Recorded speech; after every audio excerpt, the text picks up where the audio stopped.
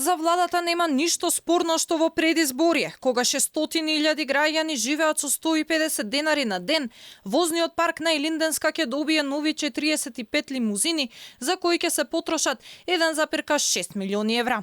Се правдаат дека трошењето милиони евра народни пари пред избори било предвидено со програма на влада.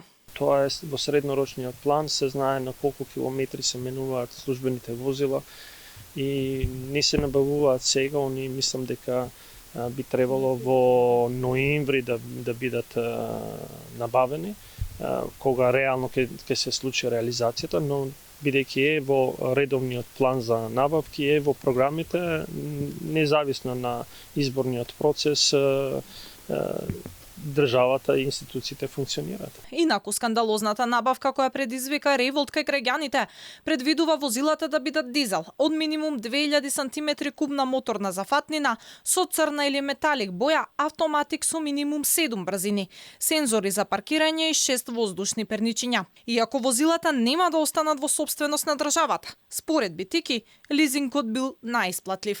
Од моето искуство надвор од политиката укажувам дека оперативен лизинг и финансиски лизинг е во цел свет најупотребуваниот механизам за службените возила, затоа што долгорочно гледано трошоците за одржување се многу помали во тој вид. Ако отидете во било која земја на Европска унија, службените возила над 90% се преку одреден лизинг. Во претходниот 3-годишен циклус владата набави 45 луксузни возила Шкода Суперб во вредност од 1,5 милиони евра без ДДВ. Месечниот лизинг за едно возило според договорот изнесуваше 60.000 денари со вклучен ДДВ, а вкупната цена на едно возило достигнуваше околу 40.000 евра. И покрај ваквите огромни набавки, при секоја поголема манифестација, владата сепак изнајмува возила, како на пример за самитот на ОПСЕ. За конференцијата Министерството за надворешни работи потроши 600.000 евра за изнајмување луксузни автомобили.